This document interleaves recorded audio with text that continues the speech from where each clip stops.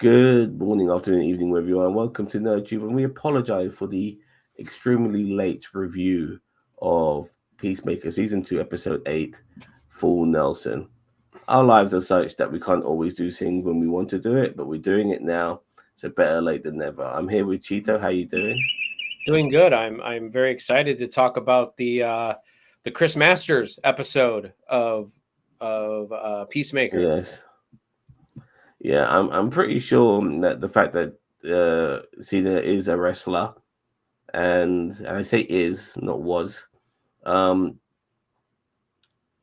is one of the reasons why they called this episode the Full Nelson, as well as it's being named after a rock band as well. No, I think I thought somebody said it was about a sex position, but I mean, I that's what I just heard, but I don't know. So Yeah, there's a yeah. bunch of things that it could be. No, I do feel like you know how gun is like sometimes certain things have more than one meaning, if you know what I Oh yeah. mean. I do feel the wrestling aspect definitely plays its part, but instead of like just necessarily reviewing this episode, just generally, I want to give my opinions on it. Now, this being a season finale, my I was kind of hyped for it. When I first started watching the episode, I thought, wow, 57 minutes. This is long. This is finally we're getting a full length episode. When we've been getting like 32, 35-minute episodes. Even though those episodes were good, as far as I was concerned, because they didn't drag. This one dragged, and not only did this episode drag, it offered no real sense of finale fulfillment that you would expect from a season finale, where you might expect all guns blazing and all of that sort of stuff. If anything, this felt like a mid-season episode, and I was deeply disappointed in it. It kind of felt more of a setup for things in the future. And the only thing that was remotely cliffhangery season finale ish is what happened to Chris Smith at the end of the episode. Other than that, I was not impressed. How do you feel? This episode definitely felt more like a mid-season finale. It was very like Daredevil Born Again season 1. You know what I mean? Like it just felt like a mid-season finale, a rally point in the season. You know, Chris is gone in this other dimension, what is it called? Salvation or Yeah, Sanctuary? Something like that. Sanctuary. Yeah, something Yeah, like the that. Sanctuary planet, and it just. But here, so it did feel a little bit like Daredevil Born Again season 1. But we know Daredevil Born Again was split into two. Like season 1 was supposed to be like 18 episodes, but they just like split the first season into two seasons at this point. Um, but yeah, definitely was not feeling this episode. It dragged on and on and on. And I mean, yeah, they were going through the doors looking for looking for something, and they kept on going into different dimensions, and they had like the little pixie mite dimension. Like they had an opportunity here to do some really fun things, and they really didn't. And that's just kind of like, you had opportunities to see different DC deep cuts, and I mean maybe there were some in there, but I didn't see any. Like, I mean, I'm guessing the skull spiders maybe was a deep cut, or the little pixie things. Maybe Candyland might have been a deep cut, but it just didn't. This episode did not feel fulfilling at all, like at all. Um, I don't even like. I watched this episode, I believe Friday, like Friday night or something like that. And it's just like I already forgot about most of the episode because it was so forgettable for me. So I'm not even gonna lie, but it's like it's kind of like this whole season has just been a letdown for me. I'm not gonna say it's awful. The whole season wasn't like terrible. It wasn't like the worst thing I've ever seen. But like still, this season was a definite letdown for me. Having having all this hardcore relationship shit at the beginning, a big belly burger, which I really wish somebody would create a big belly burger for real. But regardless, it's like pointless, absolutely pointless, and yeah, they had some sort of thing going, a month or so ago. it just felt very shoehorned. Well, it felt like they were building up to this big moment, and it's like it was a kiss. And I'm like, don't get me wrong, like they don't have to do it, but when they were talking about, oh, did you feel anything on the boat? Like I just assumed that they did it. You know what I mean? Like I just Did assumed they that do it? Or maybe they did. I'm not even sure if they had a go I don't think around, but I think she left at the end of that flashback and just like that was it. Like I think it was done after that. I thought, but maybe I don't know. I just I'm just thinking to myself that the way episode 7 ended, that could have been a really good way to end the season. You know what I mean? With them having to get back to their location. Chris's alternative universe brother is alive and probably extremely tormented by what has just happened. And he's from the Nazi Earth as well. You know, like there's so many And things we didn't see him that at all this episode. Like this last which is episode, he fair was enough. not even Yeah, in it. but he was seriously fucked over in episode 7. So I don't expect him to have like superhuman recovery. And So here's the other thing though is that not to I'm sorry to interrupt you again, but like yeah, so you're bringing things to my forefront that I was thinking about on Friday when I was watching it. But the other thing is like okay, so while they're exploring all these rooms, like I know that won't take too much time, but that would have definitely given them enough time to pass where something, he could recover in a little bit and come back. But it like it felt pointless. It all felt pointless in that other dimension. There's not going to be a season 3 according to James Gunn. So no, Keith, it's gonna go ahead. it's gonna be Checkmate, which is the organization that was created. Is that official? Um, I've heard somebody say that, but I've not heard James Gunn say that. well, this is what I mean. Like for a start, James Gunn has said, from what I've heard from other sources, that he doesn't want to. He still wants to continue with the Peacemaker character because Peacemaker, even though it's a character that has been around prior to James Gunn putting him on the big screen, he does feel like kind of attached to Peacemaker, like this is his baby. You know what I mean? Which is why he survived the DC sort of revolution or evolution or change, so to speak. You know, the reboot.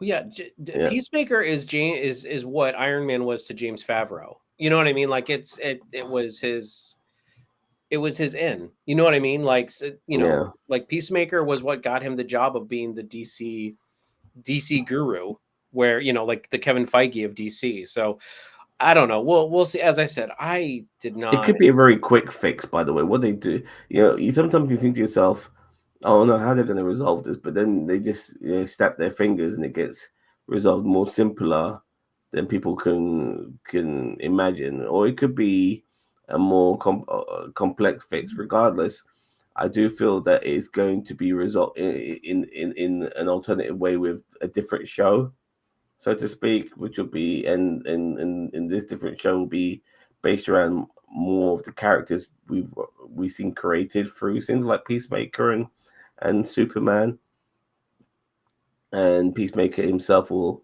end up being more of a not necessarily a side character or a supporting role, but he'll be one of the main characters without being the focus, if you know what I mean. Well, yeah, I mean, it's kind of like the Avengers. Like in Captain America: Civil War, you've got like characters that are not the main focus, but they're there. Like they have a big part. So I don't know. I'm kind of I don't know. One, this is all James Gunn's wheelhouse, by the way, because he's pretty much the only guy creating everything. Everything that's happened within the DCU this moment is all being from his pen. So until other people are able to add something to this, and maybe in a way to a degree, criticize James Gunn and say, maybe you should have done this or should have done that or whatever, then it's all going to be James Gunn. I mean, it's the James Gunn universe right now. Yeah, and I Yeah. mean he's doing everything. So here's my problem with that though is that hopefully he kind of loosens the reins a little bit because if he's doing all this stuff, stuff's going to get missed and stuff's going to get lost in the shuffle and things aren't going to be as good a quality.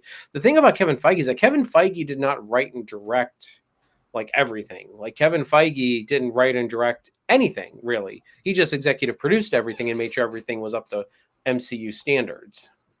Yeah, he no. What I did hear though is that he kind of like had just to make sure there was some sort of connective tissue that he would like tell people when it came to other people writing scripts or whatever it may be for particular films or shows that it must be about this, that, or the other. To a degree, it can't vary. It can't go off on these particular ways. But it needs to be certain things need to be reined in. Certain things need to be prioritized or added. Yeah, so that way, when the people who wrote those scripts knew exactly what needed to be done. I don't know when all of this was implemented because initially they were kind of winging it at first, but once um, certain things kind of got more established, that's when Feige was like making sure that people would follow a particular sort of regime, so everything would fit into place. If you get what I'm saying. Mm-hmm. But regardless, we're still very early into this DCU. But already with just this show alone, having all this set up for a season finale, which needed to be a little bit more action packed, and it would have been nice to see Peacemaker as Peacemaker because Yeah. honestly, this was Chris Smith.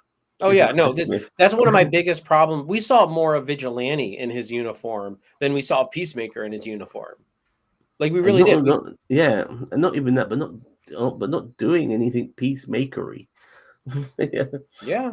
No, that's I what I'm wanted saying. to Like see him I feel like shooting this people. season lost the focus and the heart of what the Peacemaker show was originally intended to be in the beginning. And I mean, I get it. It's James Gunn's vision because it is his baby. So, it's kind of like me sitting here critiquing something that's not even mine to critique because it's technically James Gunn, but I don't like the direction that they went in for season 2. You know what I mean? The multiverse stuff didn't bother me. It's the direction and the characters and stuff like that. And like the focus of the show just did not, like, if it was Chris Smith versus Argus, and or Chris Smith and his, or Peacemaker and his team kind of versus Argus, or like trying to beat him from the inside out, like that would have been awesome. I would have loved it. But it's like a character. It's like they tried to do the Joker, but like they didn't do it very well. You know what I mean? Like they tried to make it a character study and it just didn't work. You mean like Again, I'm the not saying Joker anything about the sequel? acting because the acting was very good in this season. But anyway, go ahead. Yeah, yeah, no, yeah, I agree. And like I said, the fact that we didn't get any peacemaker, I will say this: we didn't get any peacemaker in the Peacemaker show. Like we didn't have him running around. I think like the odd scene where he wore his helmet. He was going to fight the kaiju, which we never saw. That's fair enough. I don't expect to see that. But the only time we saw like the Maker helmet in action was when his doppelganger used it against him. Or when he You was know, riding the bike. was he wearing a helmet there? Yeah, Was he for some of doing the for anything? some of the bike scenes, he was wearing his helmet. Yeah, I Um, look at that helmet as more as like a helmet for wearing a bike than as a yeah, helmet for like being Peacemaker. I mean, And and the other thing is that yeah, when he actually was doing Peacemaker stuff, like remember what was it, episode 3 or 4 or something like that, when yeah, he went all episode John 3. McClane, he was Yeah, in civvies. He wasn't even in the Peacemaker outfit. And I'm not opposed to him being in civvies doing John McClane things, but give us some Peacemaker throughout the season. that was it for me. That was the only Peacemaker we got in this series, And he wasn't and even in the uniform. You know no, what I mean? Like, it wasn't, which I don't mind, but we needed some Peacemaker in uniform, using his helmet, yep. doing stuff, shooting. Apparently the guy is a great shot. He's like dead shot and all of that. I wanted to see some of that. Never saw any of that. You know, like it was really just him trying to find himself in a new universe, and just very disappointing overall. Now that we've come to the finale, it's funny the way how you don't mind all of this character study and stuff like that and character development, but at the same time, you need to rein all of that back and just give us some good old fashioned peacemaker action. And we got none of that this season, which Yep. is well, and that is a detriment to the series. Even though I have very much enjoyed season 2, But but in hindsight, just thinking about that, it pissed me off to a degree regarding this entire season, and not having a action packed finale season is also a massive problem as well. What did you think of all the dimension hopping, by the way, all the different doors that were I, open? I said earlier, I think that they had a massive opportunity, and they just did nothing with it. I really think they did. Like the little Candyland thing was just an excuse to kill what's his face. That dude, Yeah, that dude. I mean, it just get it honestly the dimensions and stuff like that like really only served as a way to turn the hot agent chick, whoever the one sleeping with Rick Flag Jr. yeah, or Rick Flag Sr. Just to turn her against him, and also kind of just like solidify that Rick Flag Sr. is our villain because he's working he, with he, Luther's he, people more so than his own people at Argus. You know what I mean? Like that's it. yeah, like I don't know about you, but with Rick Flag, even though he's working with Luther and those people might be Luther people, would he let those people do cocaine um, in the dimension room? Because I'm not sure if he would. I'm not too familiar with Rick Flag Senior, but I don't think I don't know. At the same time, Rick Flag Senior has definitely been played by Luther, who was only in a snippet of the episode a few weeks ago, who should have been in this episode too, but wasn't. He was introduced to us in memos and letters, saying great job and stuff like that. But it was so obvious to see that Rick Flag has been easily manipulated. No Superman cameo, no big epic cameo. Like if this season could have this final episode could have had no action at all, but if Superman had showed up, that would have been a big deal. That would have saved this episode to a degree. I don't But even think for that. I mean, for me, I don't even think that would have saved this episode for me. This is probably like my least favorite episode of the season, and that's saying a lot. I don't know.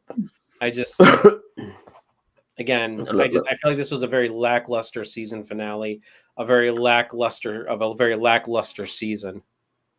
no, I agree with you, but it would have added something that felt like there was a lot missing from from a season finale, and the season finales of shows like this, as I said earlier, tend to be a bit more wham bam sanky man, which we never got. So something else to add to the mix would have been nice, like Superman showing up. But we never got that. I mean, we got some decent cameos this season. Obviously, we got Rick Flag Jr. We got Luther, and I think and we obviously got Green Lantern and Hawk Girl at the beginning and all of that. But And yeah, honestly, you know what also never went anywhere? Rick Flag Jr. in the alternate universe. That never went anywhere. Like well, that he was he in one episode, and we never saw him in the alternative universe in the other episodes. No, we saw him in the alternative universe. Remember he was the awkward pencil No, pusher? no, yeah, but in the other episodes, we never saw Yeah. him in the. Did Yeah, we? Was he in there? I no, don't we think he was didn't. in there. Yeah, No, no. yeah, he wasn't there. Like That's what he I should mean. have There been was there. no payoff. Yeah, exactly. And it's not just that as well. It would have been interesting if Rick Flag Senior came across his son. And the fact is, if Rick Flag Junior is there, where the fuck is Rick Flag Senior of the alternative universe? We never saw him either. He's probably a kindergarten teacher. Yeah, that's a good point. Yeah, so yeah, it was just very very lackluster, and apparently James Gunn was hyping this final episode, but he probably needed to because it was bullshit. Yeah, the viewership Really, was really. really bad. That I'm hoping is down to the fact that people might want to binge. Like this, there's a show like for instance, Only Murderers in the Building. I'm waiting for that to conclude, and then I'm going to binge it all and then review it for this channel. But some people like to wait for a season to conclude before they end up watching, and I hope that's the case for Peacemaker. But at the same time, Peacemaker, it's not easily accessible for everyone. Like here in the UK, you have to have like you have to have it on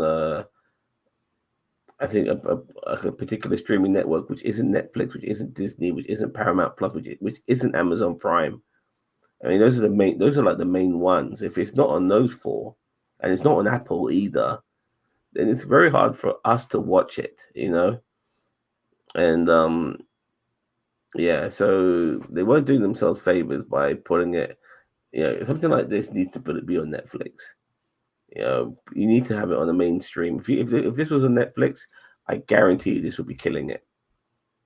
But it isn't. It's on fucking bullshit, man. I It's mean, on some other streaming. DC does a decent job at shows, but it's just like, yeah, I know. I don't know what's going on. I again, like I'm just severely disappointed in this season. Like yeah, as I said, it's not that it's bad and terrible. It's just disappointing. Now, the person I watch on YouTube, and he's a small YouTuber like us. His name is Sean O'Rourke, and he put out a message on his channel saying, "This after a deeply disappointing season finale, is this the end for James Gunn's DC universe?" And as far as I'm concerned, no. No, I don't think. I mean, You look how long Like, I know it's a different company, but look how long Kathleen Kennedy's been in Star Wars, and that's been downhill since Rogue One. You know what I yeah, mean? Like, I mean, Rogue One was like peak Star Wars for me, but everything after that's just been going downhill. You the know what I prequel, mean? the sequels were all shit. You know, all of them. Let's Even just be Solo, honest. like Solo, I liked Solo, but it didn't blow me away. You know what I mean? Like, I If didn't. it was pointless as well. Yeah. I mean, it really was pointless. It added nothing. And I You mean, look at the know, shows. I mean, you got like a good season of, for me, a good season of Mando. But okay, all that aside, though, still, like, I'm not getting on a Star Wars tangent, but still, like, Kathleen Kennedy's still in charge of Star Wars after how many years of this nonsense? look, 10 yeah. years? As far as I'm concerned, I've enjoyed Superman. I don't think it was great, but I thought it was a good start to Hmm. I to agree. a new universe. I thought Peacemaker season one was very good, and I enjoyed most of season two, apart from the finale, and then obviously the realization that we never really got much of a actual Peacemaker character in uniform being Peacemaker, the superhero, supervillain, anti-hero, whatever you want to call him. Not any of that this season, which is also a massive problem. Yeah. But there's still more to come, and Supergirl, I think, wrapped filming already. So, or yeah, Woman of Tomorrow. and James Gunn also just needs to release the reins a little bit and give other people the chance to, you know, get involved and obviously keep an eye on things. I get it. It's his baby. It's his universe. He wants to make sure that everything is connected. I get it, but he needs to spread the love a little bit now. You Yeah. know, I do want to take 1 second though to say that John Cena's acting in this season though has been top notch. Like, I don't want to take anything away from John Cena on this because John Cena, I feel like, I think John Cena and Batista are kind of like, I mean, they're kind of right there. I would say Batista still kind of edges him out, but like like John Cena and has definitely beat out The Rock has in acting like maybe not money wise, but like in talent wise, definitely beat out Hogan. Who else was in movies? I don't know. Like, no, a lot of wrestlers have been in films, but not a lot of wrestlers have really had a film career like those three have. yeah, So I mean, like I've seen CM Punk he was in a series called The Mayans, and he was really good in that. Bret Hart was in a Lonesome Dubs sequel. He was really good in that. It made me realize, made me think to myself, like, damn, why is Bret Hart not doing more stuff like this? He's Triple actually a H was in decent. Blade Trinity. What a Yeah, gem that movie yeah, was. exactly. And he's done a few films, Triple H, but yeah, he's not the greatest. But I was never surprised. I'm not. The thing is with me, you saw how talented Cena was in wrestling regarding as a personality. I was never ever remotely surprised he would be shit in Hollywood. Yeah, the guy is an entertainer through and through. I mean, he's got it, which is why I'm not surprised that he's a good actor. I'm not surprised. I just want to make sure that, even though we're kind of It's shitting on the Batista that season. surprised me. It's Hmm? Batista's the one that surprises me. because he Yeah. was like the not talkative guy in Evolution, big muscle bound enforcer character, and now he's a fucking Hollywood A-lister. That's the surprise. You know what I mean? I was shocked by that. The fact Hmm. that they gave him the push that they did to make him a top tier guy in the WWE, but then he started speaking for himself and he was good on the microphone. But I never ever thought, fuck me, this guy's gonna be Drax. This guy's gonna be in Hollywood. Like. And now when you look at Batista, you don't think of the wrestler anymore. You just think of the actor. You know what I mean? Hmm. It's quite incredible. Um, but yeah, but regarding Cena, I'm not surprised. He's got the X factor for sure. So it never for me it was like, when is this guy going to start doing Hollywood? The only problem with Cena is he's just done too many shitty projects. Some of the stuff like Batista's done really clever films, various types of films. Cena's doing all of these stupid comedies and stuff like that. Action comedies or He just needs to be a yeah, little bit more particular on what roles he takes yeah. now. He needs to try. If I was John Cena, I would go for a serious role. Like try. You might don't have to even be the main character in the serious role. You could play a supporting role or whatever, but really show your acting range, show your acting chops, because all these like these sort of like slapstick comedies, gross out comedies, action comedies, like it's like you got to try something else. You Time to know what I mean? level up, Cena. Yeah. All right, let's mark this baby, and then you know what? Let's give a quick mark for the season as well. What are you gonna give episode 8? Probably give it a 4. As I said, it just was drawn out. It was bad. Actually, I'm gonna give it a 3. I'm dropping it down another one. I really, yeah, like this just, and honestly, the season as a whole, I will give a 5. Like as I said, just so I think I probably gave season 1 like an 8 or a 9. Like it's just this season is so disappointing. I give also season. Sorry, I also give episode 8 a 3. Um, it's terrible. It's a terrible episode. Episode terrible that I think we've spoken about it enough. But I'm gonna give the season.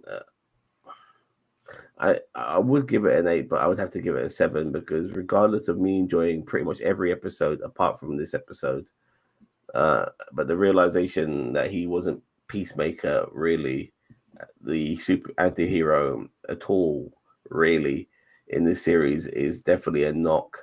And the fact that this episode itself was so bad, and it being the finale where it needs to be, it needs to get the landing right, is also a detriment. So it gets a 7 out of 10 for the season.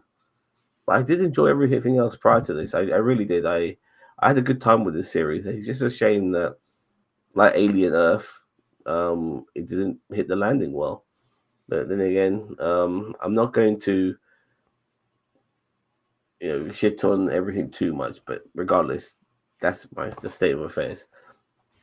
All right. So what's next on the DC universe? So you said it's I think Supergirl.